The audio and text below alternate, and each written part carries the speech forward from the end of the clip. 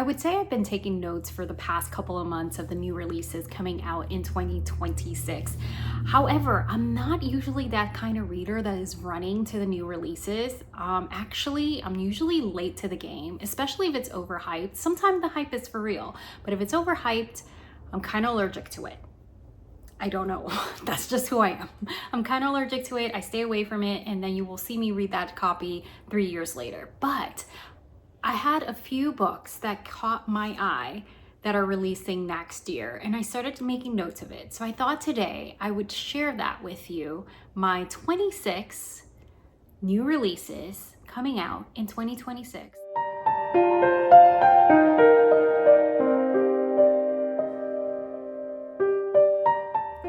Welcome back, friends. If you're brand new here, you stepped into Seaside Reads with Arlene, and I'm so glad you're with me today.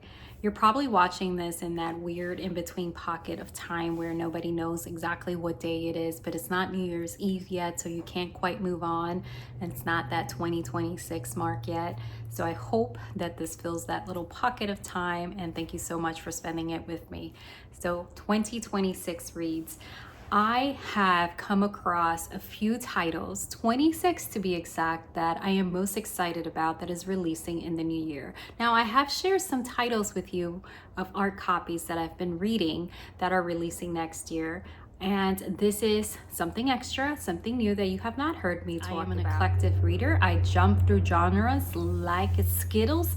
I do not care what genre it is. It's whatever I am in the mood for. So this will be an eclectic list. It will also be diverse voices. I have such a great mix of authors in this list, some that are beloved and some that are brand new to me. So I am hoping to discover more, seeking out books that are not usually mainstream or that you see them quite often. So maybe you see something new to you and perhaps you have something to share with me. Let's get to it. I have quite a bit. I'll share a brief synopsis of each and any personal thoughts I may have on it, if I have any at all, because sometimes you had me at the cover and that was all.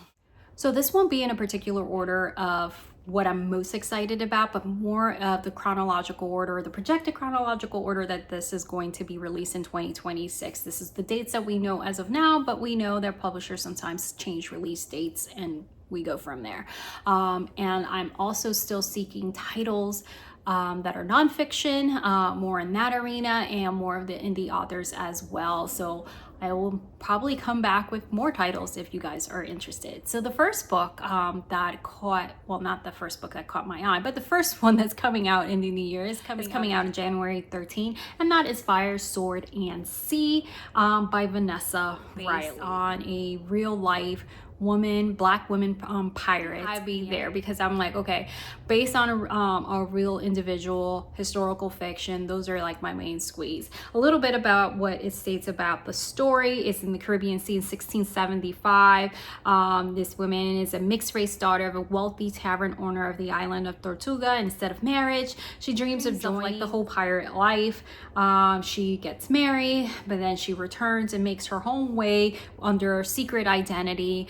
And it unravels from there. I'm really looking forward to it. I do know that I'm gonna have to be in the right mood to read this title. The next title that I have is also releasing on January 13th and is a translated title. Konkun, The Girl from the West by Naoko Oihashi. And I am sorry if I am butchering it, which I probably am. I really love Japanese lit. A lot of translated titles. I think they just hit differently, especially Japanese lit. They just have their own dose of magic and creativity, and it just hits differently. So I literally would not sleep on them. Our empire has flourished for centuries thanks to the miraculous oale rice, a sacred grain brought by the first empress of Gongun from a distant land. Resistant to all parasites, the rice has sustained peace and prosperity until now. When a mysterious infestation strikes, famine spreads, and the empire begins to crumble. She meets the reigning Kokun Oli, an enigma girl worshipped for her supposed gift of scent, yet secretly powerless to perceive the natural world through smell. I am all over this. The next title that I have is projected to release on January 20th, and that's Such Sheltered Lives. I'm not really sure what grabbed my attention because it's normally not my typical read, but I felt like at some point I may be in the mood for it, and that is by Alyssa Scheinmel. And Such Shelter Lives, Rush Recovery promises its wealthy guests the utmost discretion, but when a body is discovered, how long can the center seekers stay buried? So this whole place, they have, you know, for the elite rehab type of place with a whole mystery wrapped into it. I don't know, sometimes we kind of feel like the whole Gossip Girl vibe, and you want a little bit of that, but it made my list nonetheless. I think is not something that I will grab right away, but something that I will like put in as a good palate cleanser. The next title also comes out on January 20th, and that is How to Commit a Post-Colonial Murder by Nina McConnelly. And a debut novel that begins with an uncle dead and his tween niece private confession to the reader. She and her sister killed him and they blame the British. You had me at hello. This was one of the titles, like first you grabbed me at the title, like what is this about? Like tell me more. And then the first like little synopsis, great job. Because I'm like, what?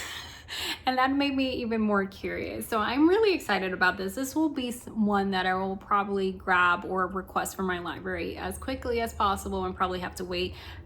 I don't know how long, but I will patiently wait because I do not buy titles, new releases, unless it's like an author that I love so much and I know that if they write about a shoe, I'm going to purchase it. But other than that, I will use my library as much as possible. And if it's something that goes on my beloved shelf of glory, of the 5-star shelf, then I will go and buy a physical copy so I can look at it and marvel at it and say, you were the one for that brief moment, but you were the one. And I can't stop thinking about you. And so I need that reminder. But this one, How to Commit a Post-Colonial Murder, I just think like this author is probably gonna hit it out of the park with her debut novel. And I'm excited. I'm gonna tell you, January is a big month. There's a lot of January releases that I have my eye on. Next one is also January 20th, and that's The Elsewhere Express by Samantha Soto Yamboa. Probably saying that wrong. Okay, so you guys know that I love a dose of magic in my reads. I just like, yes. Immediately, yeah. You can't buy a ticket for the Elsewhere Express, appearing only to those whose lives are adrift. It's a magical train seeming to carry a very rare special cargo, a sense of purpose, peace, and belonging. Raya is one of those lost souls. She has dreamed of being a songwriter, but when her brother died, she gave up on her dream and started living his instead. One day on the subway, as her thoughts wander, she swept off to the Elsewhere Express. There she meets Q, an intriguing artist who, like her, has lost his place in the world. Together they find a train full of wonders. Described as like, you know, a romantasy or something like that. That's usually not my main thing, but I'm in the mood for it, so I'm looking forward to it. The next one releases also in January, by the end of January, January 27th, and it's one of my top most anticipated reads for next year, and that is The Seven Daughters of Dupree by Nakisha Elise Wilson. I love a multi-generational tale. Like, you had me again at multi-generational. I love family, following a family across different people, different generations. I just, yes, immediately, yes, give me all the multi-generational sagas. Like, I want it all. I want to consume. So this is a multi-generational saga, and you're following the Seven Daughters of Dupree, and there is some kind of curse that they only give birth to daughters, and you're following this family through 1995, 1953, 1917, 1934, 1980. There is, I'm sure I'm probably gonna have to take notes for this one, but I am so excited for this title. I think it's going to be one of those things that just kind of like grabs you all in and you are fully invested. I hope it doesn't let me down because I'm gonna be so disappointed if it does, but I really am excited. I think it's gonna be really good. This is another one that I'm really looking forward to as well. Also comes out January 27th. I did say that there was a lot coming out in January that I just, yes. This is With Love from Harlem, Rashonda Tate. So it's set in 1943 and it is based on Hazel Scott. So at 23, Hazel Scott is a woman on fire, a jazz prodigy, a glamorous film star, and a fierce advocate for civil rights. She's breaking barriers and refusing to play by the rules. Then Adam Clayton Powell Jr. walks into her life, Harlem's most electrifying preacher turned politician. Adam is a bold, unyielding as Hazel, charismatic, powerful, and married. Relationship that propels them into the center of political and cultural revolution. So I am digging it. Okay, I want to know more. This next title is, I believe, the last one that I have for January 27th releasing. They had me at the title. We Who Have No Gods by Liza Anderson. Okay, tell me more, right? So in a world of witches, a human woman must hunt or be hunted in this explosive debut novel filled with dangerous rivals, guarded secrets, and simmering chemistry. Vic's careful life crumbles when she discovers that her long missing mother, a Karen Order, a secret society of witches tasked with keeping the dead at bay. What's worse, Henry inherited their mother's magical abilities while Vic did not, and he has been chosen as the Order's newest recruit. Tell me more. This sounds like something I would want to like watch as a TV show, but we're gonna attempt the read. There's some things that like I used to read like a big fantasy reader, and now I feel like it's just like a mental workout. Some fantasies I still can digest really well, but now it's just like, I don't know, I'm over 40 and brain fog is for real, y'all. There is some titles that I'm like, man, I wish I could just watch you, even though I'm such a big reader. But this one, I like, I want to watch you and I want to read you. So we'll see how that. We're finally in February. So this one is set to release February 3rd. It's Inharmonious by Tammy Huff. A compelling love story inspired by the author's own family history. So I love that because reminds me also like of Rita Sepeti, and she takes some of her stories, not all, but some of her stories are from her own family history, and you can see the richness and the devotion into like some of those stories and how they evolve because of those personal connection. You can tell. So I really do love when the authors pick from their own lived experiences or their family trees that they go into deep dive and do that. So I have hopes for this one. And this is set in the segregated South during after the World War II, raised by three black men that enlisted in the U.S. Army. One of them, I think, was white passing. So there's a whole other dynamic with that. So when Pearl Harbor is attacked in 1941, Cora's brother Benny rushes to enlist against their wishes of Cora and her mother. Able to pass as white due to his pale skin and light eyes, Benny reports for duty only to realize he has been mistakenly enlisted as a white man in a racially segregated military. But I do believe that it's going to follow the three point of views of the three black men.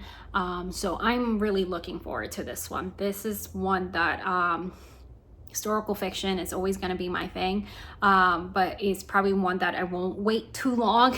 If the wait is too long in my library, I may go ahead and just purchase it because I think it's going to be fun.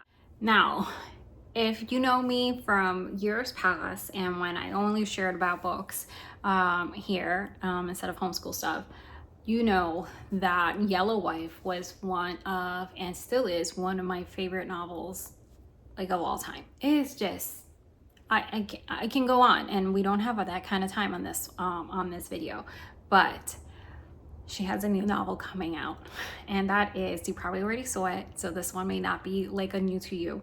This is Keeper of Lost Children by Sakuda Johnson. Auto-buy author. Like, I don't care. What are you writing about? Doesn't matter. I will read you. But let's listen a little bit about what this one gathers. The proud wife of an American officer is living in occupied Germany in 1950s. After discovering a local orphanage filled with the abandoned mixed race children of German women and black American GIs, Ethel feels compelled to help and find these children's home. If you read Yellow Wife, Oh my goodness, that book will stay with me forever. But she writes again about a mixed individual there, and being someone that's mixed as well. Oh, it was just so good, and I expect this to be just as good. And then I have one of her other novel I have not read, and I don't know why I haven't. If you haven't read it, please read it. Anyways, I am definitely not gonna wait for the library for this one. This will be in my hand the day of release. Okay, so although I feel like this has been done before, I think that I'm very curious because this author is doing it, and I've read other titles by this author and have enjoyed it. And that is coming out February 17th by Kate Quinn, and that's The Astral Library. I have another title that's kind of in the similar vein that I'm even more excited about. But I think what appeals to me about this particular title is that this author is doing it, especially because a lot of the historical fiction that I've read from her is like in a completely different vein. So let's read a little bit about the Astral Library, where books are not just objects, but doors to new worlds and new lives and new futures. So basically you can jump in the book.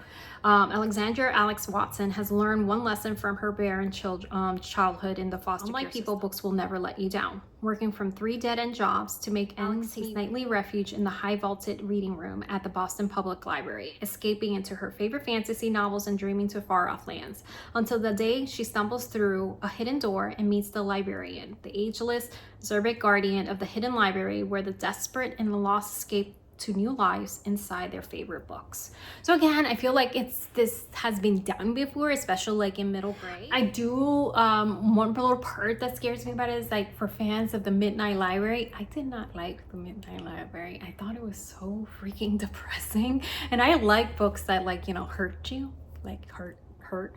But Midnight Library, I was like, dude, are you okay? Are you okay? That's how it felt like to me. It was a book club pick for us years ago when Kelly and I had our book club initially, not the Salty Moms that we're doing now. But so it scares me a little bit when they compare it and say, you know, if you're a fan of this, you're gonna like that. I wasn't, so I don't know, but I'm curious, so it's on the list. The next title comes out February 17th, and this is one of those covers that the cover did not match the synopsis, and I do not hate that. But it took me by surprise, and it's probably why it took me so long to read the synopsis of this title is because I was like, the cover's pretty, but it's not normally like something I gravitate to because it was giving me like romance novel or something, and that is Where the Wildflowers Grow, and that is by Tara Shelton Harris. So when I first looked at this, I thought it was going to be like, you know, I don't know, like some contemporary lit or something like that, which may very well be, but hold on, is the last of the wild. She knows this because she watched them all die. Grief never truly fades, and even as the tragedy haunts her, Lee carries on because survival is in her blood. So when her transport bus was taking her from prison, Karen's off the road, killing everyone on board except her. She does what's in her nature. She survives. So, while searching for a place to hide, Lee stumbles upon an unexpected sanctuary, a flower farm in rural Alabama, tucked away from the world. Okay, so I'll leave you at that.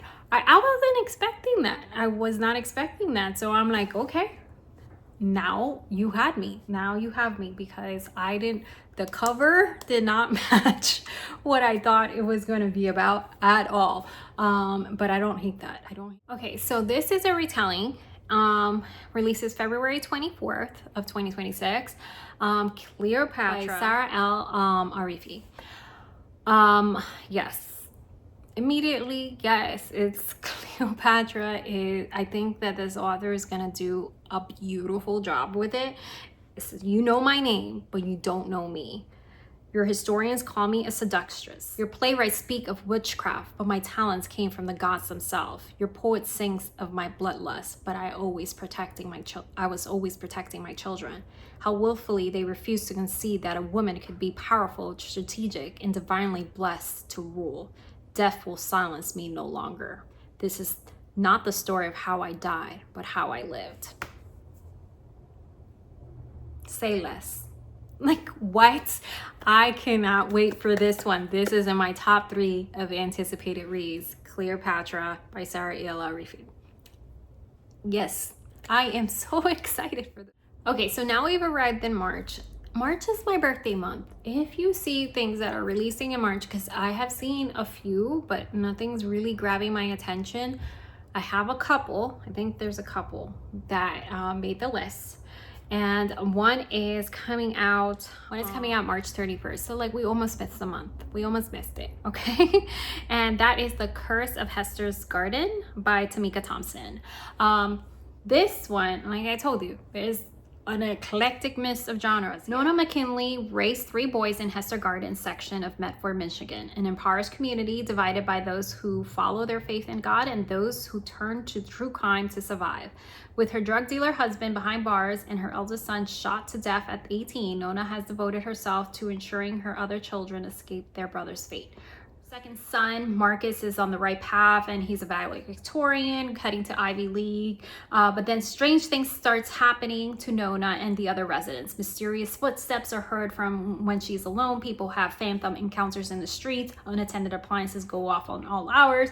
Even more concerning is that the state of Nona's living son is hanging around with a bad crowd, and Marcus becomes moody and secretive. Sometimes he even seems to act like a different person entirely. Nona has secrets too. Her affair with the married church pastor has been weighing on her conscience, but that's not the only guilt haunting her. She fears that someone or something is seeking revenge for the act she made in a moment of weakness to protect her family. Now everyone in Hester Garden must pay the price. So seems like drama rich, like so much drama mixed with supernatural. I mean, I'm interested. Okay, we have another one for March 31st. And I know you're like, where's like the romance reads? Typically not my genre, but I have been venturing to that side. This one caught my attention. Is The Bridge Back to You by Riz Nielsen. And this is I think it's like a second chance type of thing. 2 exes discovered that they inherited the restaurant I think that they met in. Not really sure. Let's look. Olivia owes everything to Celia's place. It's where she learned how to be a great chef. First fell in love. But at 19, Olivia had a wanderlust she couldn't deny, and Carmelo, whose mother owned the restaurant, couldn't leave Celia's place behind any more than he could force Olivia to stay. Now, 10 years later, Olivia is a successful personal chef. Her job allows her to travel the world, and she has never stayed in the same place for far too long. When Carmelo learns that his mother left shares of her beloved restaurant to both him and Olivia, he plans to buy her portion of the shares back quickly and painlessly. Now, obviously, is that going to work the way that we think? Probably not. I don't know. I think this is going to be a good palate cleanser. So I'm interested. We've arrived to April. So April 7th, this is the one that was giving me the same kind of similar vibe or same vein as the Astral Library. And this is The Book Witch by Meg Schaefer. Hop into any novel, but she can't stay there. Rainy March is a proud third-generation book witch sworn to defend works of fiction from all foes, real and imaginary. With her magical umbrella and feline familiar, she jumps in and out of novels to fix malicious altercations and rogue heroes like modern-day magical Nancy Drew. So not quite the same, but similar vein that you can jump into the novel. I think I'm looking forward to this one more than Astral Library, but let's see how they hit different. Also releasing on April 21st is Witch Queen Rising by Savannah Stevens.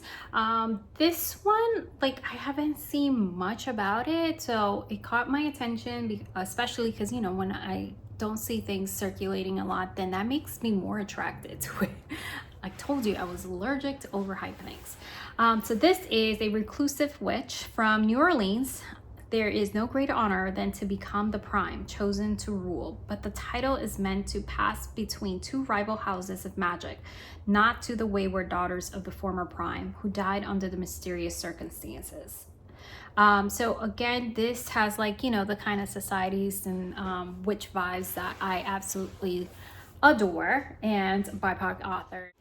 Okay, I was instantly attracted to this cover. And when you see it, you'll know why. This is Japanese Gothic by Kylie Lee Baker, releasing on April 21st. It is described as a lyrical, inventive horror novel, like lyrical. So I'm interested in why it's described as lyrical. Immediately on that is dual timelines, one in October 2026, so in the future, and 1877. So October 2026, Lee Turner doesn't remember how or why he killed his college roommate. The details are blurred and bloody, and all he knows is he has to flee New York and go to one place that might offer refuge: his father's new home in Japan, a house hidden by sword ferns and wild ginger. But something is terribly wrong with the house. No animals will come near it. The bedroom window isn't always a window, and a woman with a sword appears in the yard when the night falls. Now, I don't know that I can read this at night. I'm gonna be honest with you, but I'm interested. So we are in May, and I may be mispronouncing this title. This comes out May 26th in Scalen or Galen, A Romance in Black by Walter Mosley. This is a coming of age story, and there is many different tokens in this. That is why that it made my list. Story with the mother is a high achieving scientist, the father is a cook at a vegetarian restaurant, more gentle manner. There is a center in the center of a black family, including a neurodivergent man, and knowing as a neurodivergent family, that was seeing that representation was immediately an attraction for me. And you know, just the bonds and finally, you know, following that family dynamic was something that was like really interesting to me. I know I'm gonna have to be in the mood for this type of read, but I'm definitely looking forward to this one. Okay, we've arrived to June. This releases June 2nd, and it's Daughters of the Sun and Moon by Lisa C. And I probably put this in my top 2 that I'm looking forward to. I don't know if I'm getting a little bit of Pachinko vibes, and that is one of my all-time favorite reads. Maybe so, maybe not. Maybe I'm like relating them for no reason whatsoever, but I'm getting a little bit of that essence in there, and I'm looking forward to it. So this is post-Civil War Los Angeles of 3 Chinese women who managed to survive and visually thrive against all odds type of story. So 1870, 3 Chinese women arrive in a small, dusty, and violent pueblo of Los Angeles. Dove, the bound-footed daughter of an imperial scholar, is entrancing and innocent. These characteristics should bring her great rewards, beginning with her arranged marriage and much older merchant.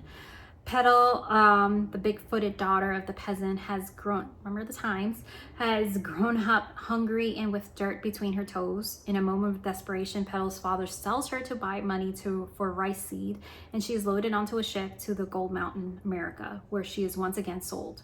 Moon is married to a doctor of a traditional Chinese medicine. She's educated, speaks fluent English, and has been endowed with a face of great beauty, yet her failed foot binding as a child has left her with a limp that lessens her value in the eyes of many. And it follows story to be one of those reads that is going to feel like how Pachinko left me, which again, that was a completely different story, but and multi-generational, but it left me with an imprint, and I think this is going to be one of those ones that's going to leave me with an imprint. That's what I project as of right now. Auto by author Ruta Sepeti. She writes it, like I said, it could be about a shoe in the middle of the desert speaking to itself, and I will buy it. I will read it, and I will buy it, and I will probably rave about it because she is that great of a writer, and historical fiction is her realm. So this is a prohibition era, releases June 2nd, and I believe this is going to be her first. I didn't realize at first, actually, that most of her novels are YA. I thought that some of them were adult fiction, but I guess they're not. Maybe I'm wrong. I would have to like look back on each title, but I think this is going to be her first adult fiction. I could be wrong. And that is A Fortune of Sand by Ruta Sepeti. And again, it's Prohibition era. It is the daughter of an automobile magnate escapes to a artistic retreat that holds more secrets and more intrigue than she could ever imagine. Detroit, 1927, a city of smoke and ambition where glittering wealth conceals a graveyard of secrets. And do I need to tell you anything else?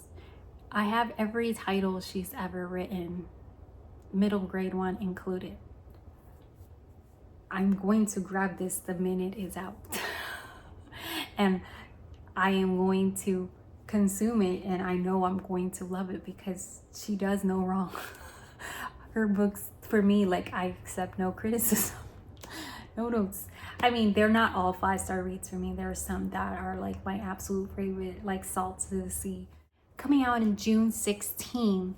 Had you asked me if I would have picked this novel up maybe even 2 years ago, the answer would have been probably not. This is not something I normally gravitate to. But after reading Ashley Poston, The Dead Romantics, which you know I'm not going to shut up about, 5-star read for me, okay? I know you feel differently. It's okay. It's okay. It's a 5-star read for me. Her new book coming out is Someday Garden by Ashley Poston, obviously. The new head gardener at enchanting Lilymore House stumbles upon a secret garden with a mysterious man trapped inside in the next magical novel. I love magical realism. Y'all already know this. That's my main jam. And if you mix magical realism and historical fiction together, magic. Okay, magic. Because I love The Dead Romantic so much, and yes, I need to read her other titles too. I know. Because I love this so much, I'm excited for this one because I said, and I meant it, I want to read everything she's ever written because now I'm obsessed. Okay, we've arrived to July. It's been a road, friends. The Great Wherever by Shannon Sanders comes out July 7. This story, Dead are relentless gossips. They had me there. I mean, we just talked about The Dead Romantics, so you know that's my jam there. So the impulsive, heartbroken woman inherits her father's share at the Tennessee farm that is rich in family secrets and occupied by busybody ghosts in this sweeping family portrait.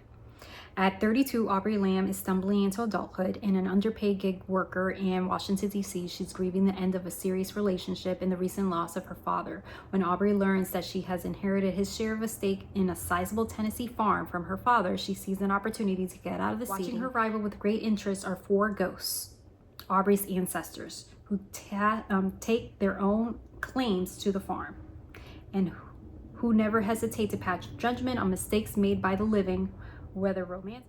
Yes, I think this is gonna be a fun read. I think this is gonna be one of those fun reads amongst other heavier reads, because you know sometimes I just like to reading things that are sad and like put you in despair. But I like to cap those palate cleansers. So I think this is gonna be a fun read. Maybe I'll be shocked and it will be a little bit heavier than I anticipated. My number 1 most anticipated title for 2026 comes out all the way in July, and I'm so sad about that. It speaks to my millennial 90s kid heart. I already told you, I'm an 80s baby, but a 90s kid. And I will forever be a 90s kid.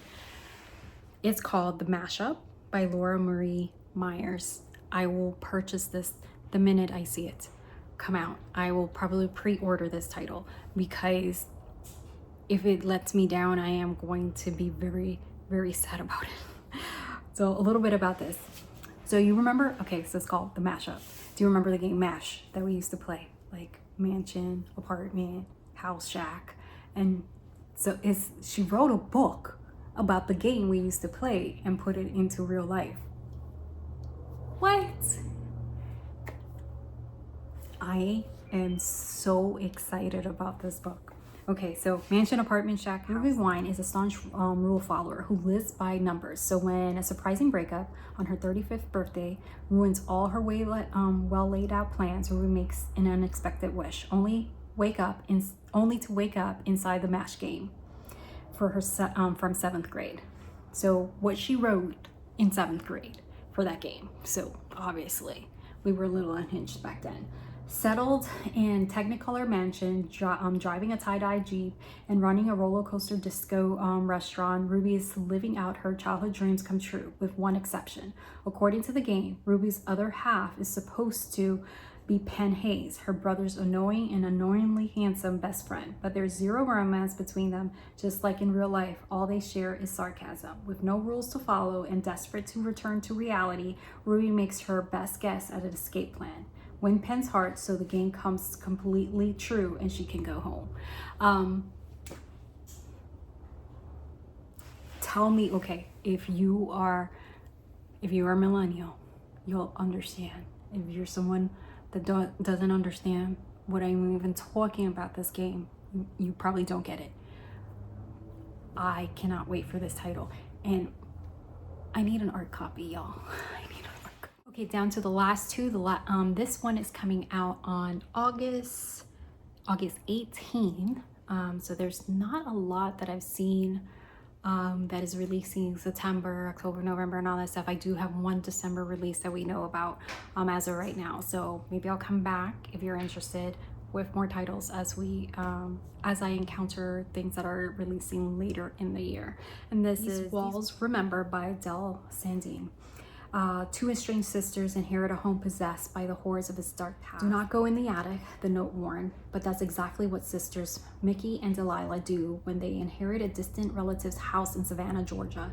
They intend to sell the property, divide the proceeds, and go to their separate ways once and for all. But 724 Hartford Street has other plans. As the sister realizes there's far more to this house and its history that meets the eye. Past wounds begin to fester and spill into the present into eerie ways. Tensions also flare between the sisters and the sleepy little Savannah community, many members in which suspect more than they're willing to share about what occurred inside this address. So another gothic horror type of vibe novel. Again, I would have to be in the mood for this type of read, but so the last one just recently announced the cover, and it's set to release December 1st, so we have a ways to go. And this is the new title by Heather Weber. Now, you know that I discovered her thanks to my friend Kelly from Beaches and Reads, and a whole like magical realism, Southern charm vibe. And I really love her storytelling development and her characters and the richness in her stories. The Magic of Chamomile Cottage by Heather Weber, and it's a story in search of a story, a healer in need of hope, a town looking for a fresh start, and the magic that binds them together. Popular storyteller Sunny Calloway is known for writing captivating human interest stories, but lately she's having trouble writing anything after a devastating diagnosis and a painful breakup. When surprise discovery leads her to a small town fighting for survival after closing its tea factory, she finds family she hadn't known and story that will change her life forever. Tea shop owner Nova Frances Clark has an old soul, a healer's heart, and a big secret. Although her special chamomile tea blends can heal minor ailments, she's at a loss on how to help save her hometown. When her long-lost cousin Sunny arrives for a visit, it's set into motion a dramatic rehabilitation plan, finally giving Nova hope for the future. Magical realism, or the magical part of it, ends up being like a supporting cast member, which is an interesting take for me. So it's not always like the forefront of the story that is all about the magic, which is what you're used to. It's kind of just like a side item, and she does it very beautifully. So I am interested to seeing how this new story develops as I continue to discover her other works that she's written. I just finished not too long ago at the Coffee Shop of Curiosities that I really enjoyed. Her release which is the Forget Me Not Library, but the Chamomile Cottage is her newest one coming out next year, so that is one to keep an eye out for. Well, that is it. I know this was a hefty video. I hope you grab some ideas, maybe something inspired you, or you are on the lookout, or maybe you now know my very diverse, eclectic taste that I pretty much try any genre and you may have some recommendations for me. Obviously, I probably missed a ton that I have seen and forgot that I saw it because I didn't write it down right away.